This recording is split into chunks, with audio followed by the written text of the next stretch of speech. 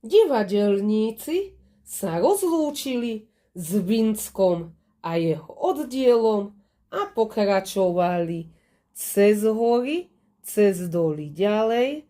Tu nás si kreslíme touto červenou farbou, kam išli a išli na hrad, kde sa konali hradné hry. A na týchto hradných hrách hlavnú úlohu hral Šaško.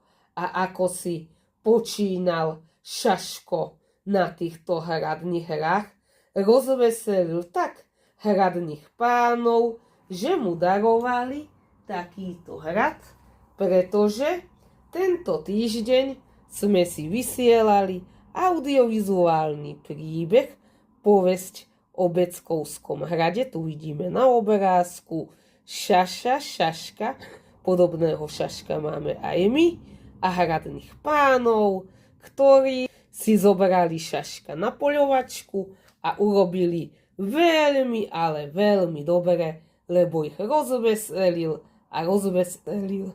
ich natoľko, že mu postavili hrad.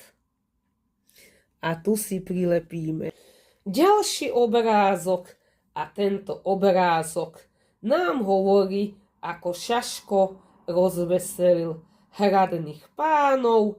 Potom nasledoval ďalší program, rytierské turnaje, ukážka stredovekých remesiel a všetko, čo patrí na také hradné hry.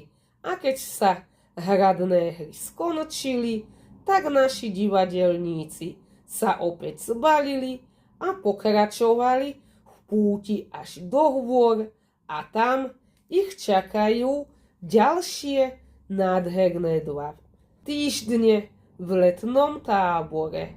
Čo tam zažijú, aké dobrodružstvá, tak to už sa dozviete opäť na budúce.